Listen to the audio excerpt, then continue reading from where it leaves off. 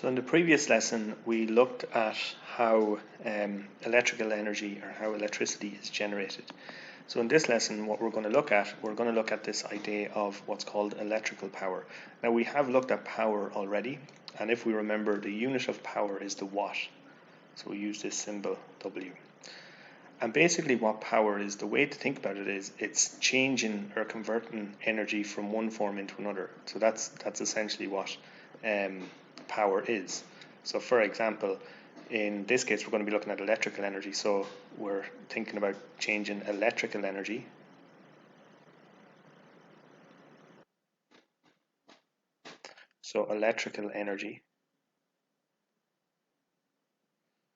and think about the different things or ways that we can convert electrical energy. Think about all of the appliances that you have. So if we can take electrical energy and we can turn it into light in a light bulb. We can take electrical energy and we can turn it into, for example, heat in a heating element or in a kettle. We can take electrical energy and turn it into sound. Okay, so we can take electrical energy and we can turn it into many different forms. And remember, this is the principle of the conservation of energy. So energy cannot be created or destroyed. It can just be changed from one form into another. So like this, we're changing electrical energy into light, electrical energy into heat, electrical energy into sound. And power then is like a measure of how quickly we can, or how, like every second, how quickly we can convert, or how quickly the appliance can convert electrical energy into some other useful form of energy like light or heat or sound. And it's measured in the watt. It's measured using watts. So that's when we talk about electrical power, that's what we're talking about. So as with other words, we have looked at power has a very precise meaning in the physical world. So note the following. Electrical power is the amount of electrical energy changed to other forms of energy in 1 second. So for example, electrical energy being changed into light energy, into heat energy, or into sound energy. And then we also add this time element into it then as well. So time.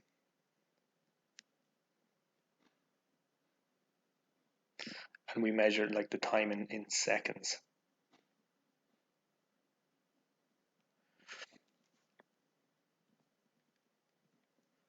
So the unit of electrical power is the watt. Okay, so that's this symbol here that we use to represent electrical power. Sometimes you see a unit called a kilowatt, which is 1000 watts. Okay, so remember when you have this word, so if you have, so kilowatt, so kilo means 1000. Okay, so if we have 1 kilowatt, we have 1000 watts.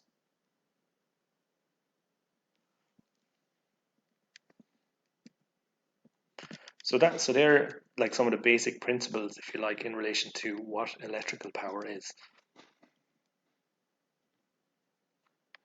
So in science, we want to be able to measure electrical power.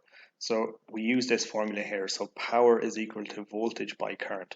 So if we remember, just to kind of recap, if we think about the couple of things that we learned in relation to electricity. So imagine this is our piece of copper wire, and you have the copper atoms. Okay, and then you have the electron. So imagine this is your electron, and it moves through the copper. So what it does is it'll bounce off each of the copper atoms and it'll move through it. So this flow of electrons, okay, is what's known as current. So these are electrons. And if you were to stand here, let's say you could shrink yourself down, and you were to draw a line across here, and you were to count the number of electrons that are passing every second, you're measuring current. Okay, so that's current. So current is like the flow of electrons that are passing a point every second in your conducting material. Voltage then, so if we think about voltage, so if we remember, so we have a positive terminal and a negative terminal in our battery.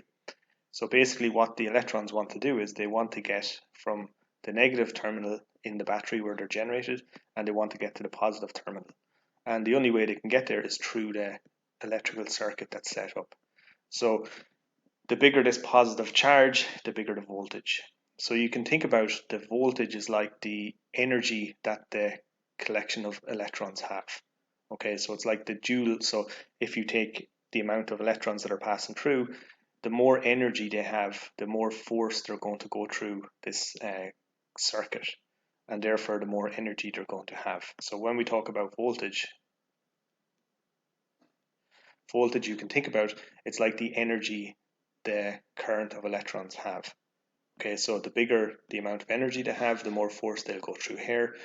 The more like force or energy they have when they move through here, the more they'll actually make these atoms vibrate, and they'll actually more work, if you like, will be done on the atoms. Okay, so for example, if it's a light bulb, the more voltage you have in your circuit, the brighter the light, the more light that's going to get produced. And if it's a heater, so for example, the more voltage you have, the more current you're going to get flowing through the heating element, and therefore the hotter it's going to get, or the hotter it's going to get, etc. Okay, so these are the two kind of properties of electricity, and then you have resistance.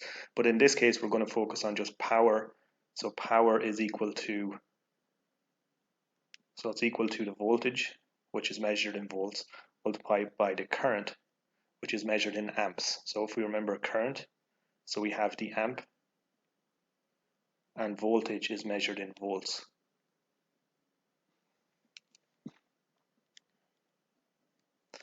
And I should just need to change this here. So this here, so voltage, when you're writing it in the formula, it's represented by the letter I.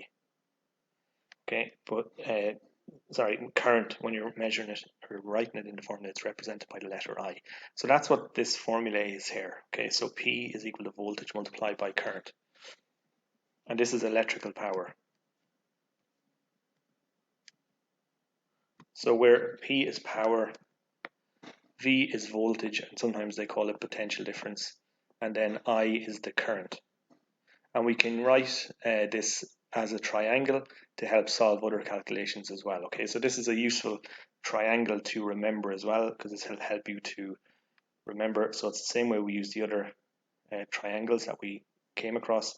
So if we've power is equal to, so voltage multiplied by I. Okay, so you can think about it like a triangle. So if I want to measure, let's say I want to measure voltage, or if I want to measure power, I cover up power, okay? So therefore power is going to be equal to voltage multiplied by current.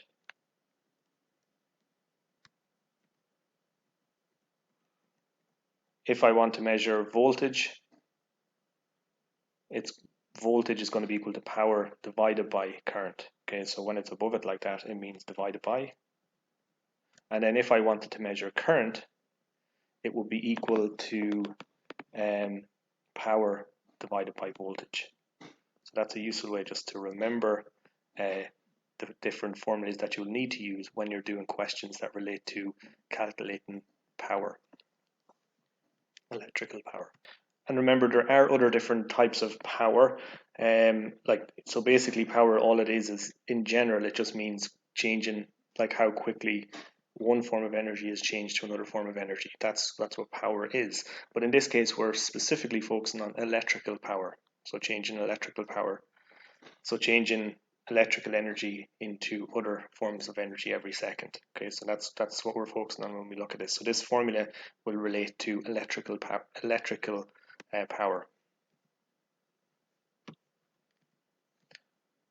Okay, so let's have a look at the first question. So the first question, it asks us, it says, calculate the power used by an electrical appliance that consumes 2 amps of current when connected to 230 volts supply. Okay, so we want to calculate the power. So to do this question, what we do is we focus on this formula here. So we look at the question and we see it's asking us to calculate power. Okay, so we're going to cover up power.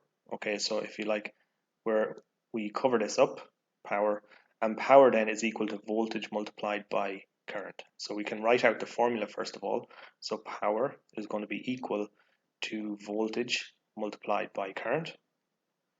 So write the formula, and then you want to identify what you have from the question. So we have, for example, this here is current.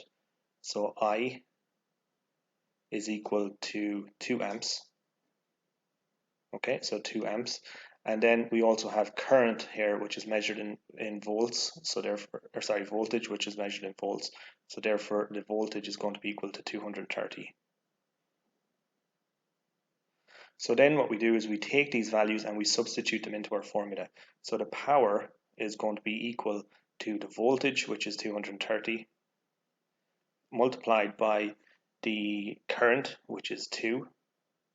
And then if we multiply both of these by each other, so you have 230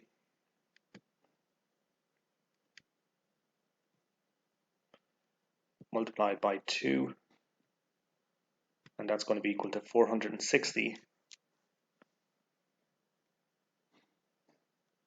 So it's 460, and remember the unit of power is the watt, so it's 460 watts.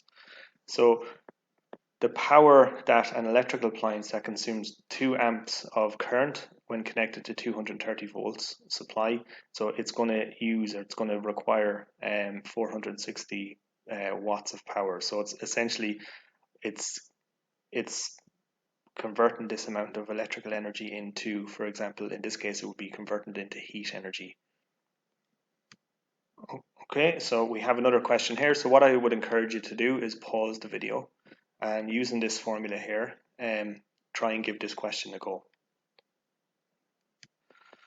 Okay, so let's have a look at the question. So again, the first thing we do is we look at the question and we find out what's it asking us to calculate. So in this case, it's asking us to calculate current. So current is represented by this I here. So we cover up I and we can see that current is going to be equal to power divided by voltage. So we just write out our formula. So let me just do this in a different color. So current, which is what it's asking us to calculate, is equal to power divided by voltage. Okay, so that's the first thing you do is write out your formula. Then look at the question and identify what you have. So in order to calculate current, you need the power and you need the voltage. So if we have a look at this, so it tells us this electric kettle has a rating of 2,300 watts. So power is measured in watts. So therefore the power is equal to 2,300 watts. And then we read the question is plugged into a socket at home, which gives 230 volts. So again, voltage is in volts. So the voltage is equal to 230. So it's 230 volts. So then in order to calculate the I, or current, we just plug in the parts that we have into our formula. So the current then is going to be equal to the power, which is 2,300, divided by the voltage, which is 230.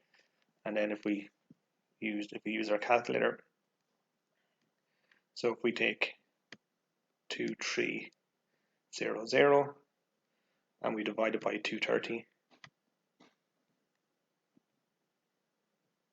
that's going to give us 10. So that's equal to 10. And we're measuring current, okay, so it's going to be 10 amps. Or we can just use the letter A. Okay, so it's going to be 10 amps. Okay, so we'll just put up another question. So again, what I would encourage you to do is to pause the video and just give this question a go. Okay, so the first thing you want to do is just have a read over the question and calculate, or see what it's asking you to work out. So calculate the voltage potential difference applied when a 24 watt car bulb uses a current of 2 amps. So again, what we're doing here is it's asking us to measure voltage. So what we can do is we cover up voltage, for example, and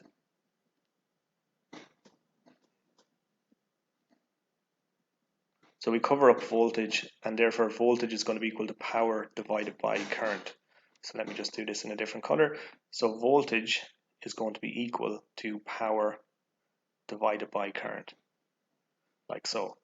Then what we want to do is we want to read the question, and we need power and current in order to calculate voltage. So we can see, so it has 24 watt car bulb, so therefore the power is measured in watts.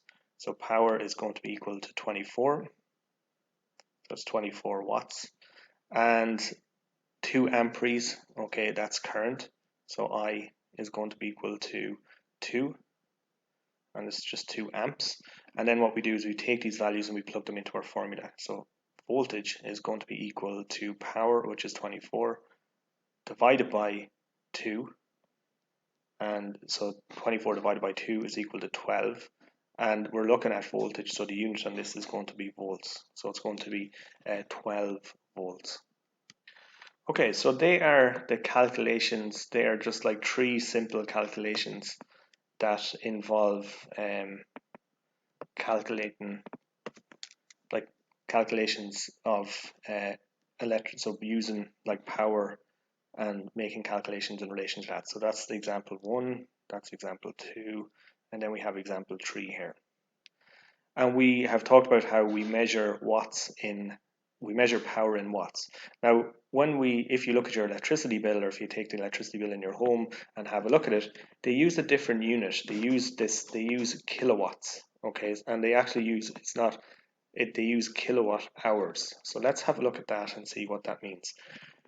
So we saw in previous chapters that the unit of energy is the joule. Okay, this unit would be very suitable for calculating electrical energy used in our home, as the joule is very small, okay, amount of energy. So it's not like that, like using a joule to measure electricity. It's a very small quantity, so therefore it wouldn't be very efficient. So electricity supply companies use a different unit for energy, and it's called the kilowatt hour. Okay, so it's kilowatt hour. So we use this, and this is the way that it's abbreviated. So you have kilo, which means 1,000, watt, which is like the unit of power, and then hour is the unit of time. Okay, so we use this, what's called a 1 kilowatt hour. So a way to kind of think about this is 1 kilowatt hour is going to be equal to 1,000 watts in 1 hour. And that's what's known as the kilowatt hour. And generally there will be a price put on this. So electricity supply boards will charge you per kilowatt hour of power that you use in your home. So the kilowatt hour is the energy used when 1 kilowatt of power is used in 1 hour. So that's what the kilowatt hour is. And note that the kilowatt hour is often called the unit of electricity. Okay, so when people talk about a unit of electricity, what they're actually talking about is 1 kilowatt hour. The price for 1 kilowatt hour can vary, just like the price of most items. However, an average price would be about 18 cents for 1 kilowatt hour.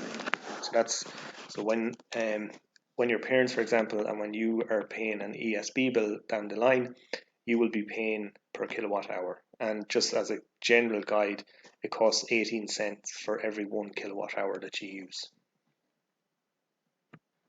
So in relation to this then, so most electrical appliances will have their power rating written on them. So the power rating, what is that? So the power rating can be given in watts or in kilowatts. When you want to calculate the cost of using an appliance, you must always work in kilowatts.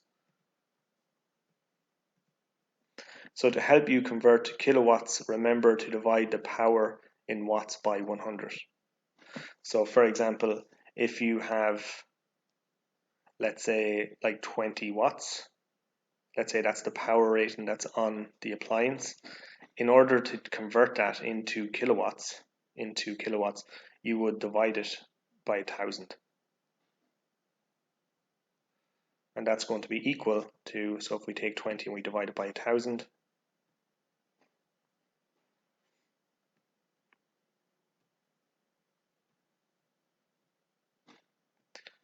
it's going to be equal to 0.02. So 0.02 kilowatts.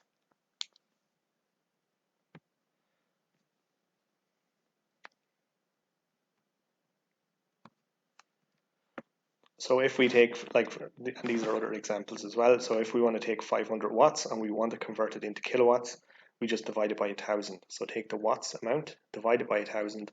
So 500 watts would be 0.5 kilowatts. 75 watts would be 75 divided by 1,000, which is equal to 0.075 kilowatts. And this is, we convert it to kilowatts because this is the unit of electricity that we use to calculate how much it will cost, for example, to run a particular appliance. So let's look at some calculations that will involve power usage. So in this example, you're asked to calculate an electric kettle has a power rating of 2 kilowatts. The kettle is used to boil water for a total of 2 hours each day for a full week. Calculate. Okay, so you're asked to calculate the number of units of electricity used in the week, the total cost if 1 kilowatt costs 18 cents. So let's have a look at this one.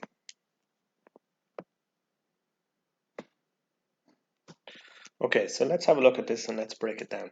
So an electric kettle has a power rating of 2 kilowatts. The kettle is used to boil water for 2 hours each day for a full week. Okay, so if we take a week, so imagine that, so a week has 7 days. Okay, so you have, let's say, Monday, Tuesday,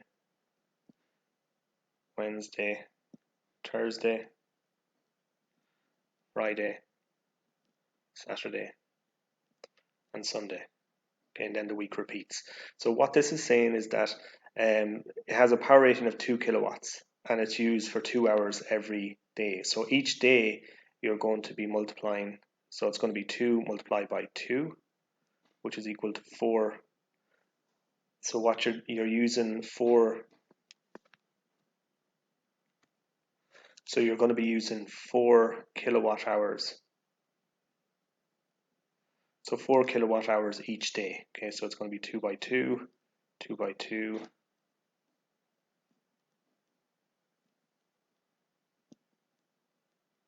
Okay, so each day you're going to be using 4 kilowatts.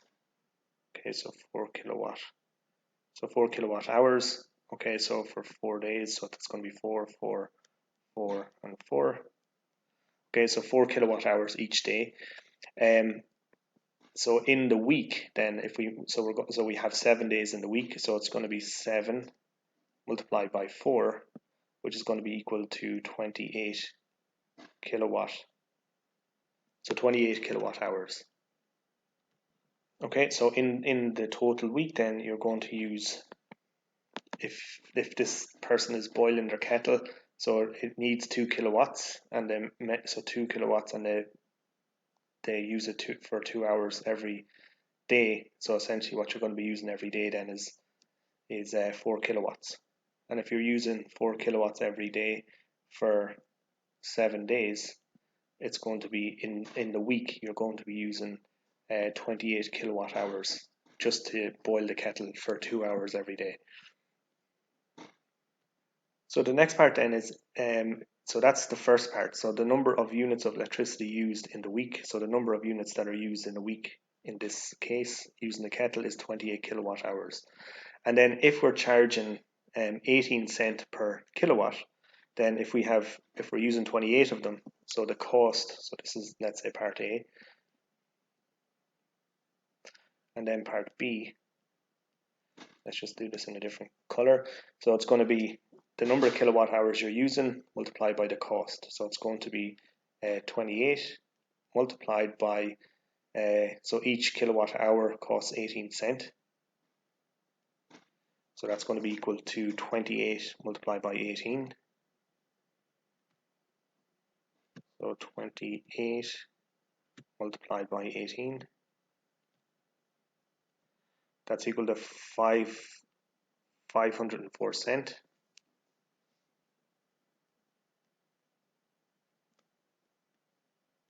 Okay, 504 cents. And if we change that into euro, so there's 100, so 1 euro is equal to 100 cents. So what we do is we just divide this by 100, and that's going to be equal to 5 euro and 4 cents. Okay, so €5 and 4 cents. So if you have a 2 kilowatt kettle and you're using it for 2 hours every day for a week, and it costs 18 cents per kilowatt hour, you will use 28 kilowatt hours in a week, and then that will cost you €5 and 4 cents to boil the kettle for 2 hours. For 2 hours, for 2 hours every day for a week. So that is like that's power, and then that's how we go about calculating power and exactly what power is. So the last piece then that we want to look at is this idea of, so how can we reduce consumption of electricity? So if we remember, the use of electricity is tied in with how the electricity is generated. And a big thing that we use is to generate electricity are fossil fuels. Okay, so we use things like, so we use coal, oil, and there's some gases as well that we use. And in order to generate electricity, we have to burn these fossil fuels in order to generate electricity. Now, the problem is it takes millions of years to make coal and millions of years to make gas. So once we use up our reserves of coal, oil, and gas, there isn't going to be any left. So the problem then is, how do we, if we are very reliant on these fossil fuels to generate electricity, how are we going to, like, it's going to be okay for us, but let's say our children and their children's children, like, how are they going to actually meet their electrical needs, their power supply needs? So many people in the world benefit from electrical energy, and in some cases this benefit is very obvious. However, in order to conserve energy and keep costs down, we need to know how much electrical energy is used in the world and what it is used for. Okay, so ethical issues in relation to this is sustainability. So sustainable development is development that meets the needs of the present without compromising the ability of future generations to meet their own needs. So at the moment, like, we're able to use, for example, fossil fuels to generate our electrical needs, but those fossil fuels are not going to be around for future generations. So it's very important at the moment that we kind of become more conscious of how much energy and electricity we're using, that we're not wasting electricity, that we're not just leaving lights on, and that we use electricity in an ethical way, that we conserve and we make the best use of the electricity that is being generated at the moment using fossil fuels. The other side then as well is that we need to generate alternative ways at the future generations being able to make their own electricity as well. So instead of being completely reliant on these fossil fuels, we could look at some other alternative ways at generating electricity. So if we go back here to the start, so some of the other ways, so this is what we're very reliant on at the moment, which is fossil fuels. But an alternative way to generate electricity is using nuclear energy, using wind, using like moving water, or using geothermal or solar cells. So it's very important that society now, they start to kind of invest in these other ways at generating energy needs for the world, because it's very important. If we cannot meet our energy needs, we cannot make electricity, and if we can't make electricity, we basically live in a world that is, it's like going back to the Stone Age. So it's basically, so we're trying to move away from using fossil fuels and more move towards using these particular technologies here as well. But these technologies are only being developed, and they have to be like efficient, and they have to be, as good, or if not better, than using fossil fuels. The other problem with burning fossil fuels as well is that they produce CO2, okay, and they also produce acid rain. And both of these two products of burning fossil fuels are very damaging to the environment. So CO2, for example, if we take the Earth, and around the Earth we have like an atmosphere, and you have the sun, okay, and from the sun you get, for example, heat energy in the form of light, hits the earth, it warms up the earth, okay? But then what happens is some of that heat from the earth then is able to escape back out into space. And this heating and cooling of the earth, for example, this is like a natural process that happens. And this is what keeps temperatures on the earth at an optimal temperature. Now the problem is that when we burn, like for example CO2, we create like an extra layer, if you like, on the earth. Okay, like so. And then what happens then is, so imagine this is the light that's coming from the sun. So that light heats up the earth, and then what happens is it can't get back out. That extra heat can't escape back into space, so it goes back into the earth. And what this does is it has the effect of increasing temperature. So the average temperature then across the earth will be increasing. And the effect that that has is that if we take, so imagine this is the earth and you have all of this land mass, and in the north and south poles you have ice. What will happen is this ice will start to melt, and as a result of that you're going to get like rising levels of water, and that will reduce, for example, land mass. And as it reduces land mass, what that will do is it will it'll mean that we have less space, for example, earth to be able to build on, and it compresses populations closer and closer together. The other thing that happens as well is that we have extremes in weather. So for example, we have like extremely hot conditions, really cold conditions. And also as well, what you'll notice if you look, for example, in California and in Greece and places like that, it gets so hot and dry during the summertime that plants dry out, and then what happens is they go on fire and they cause massive like fires, for example, across the earth as well. So these are all major problems that are as a result of what's called global warming.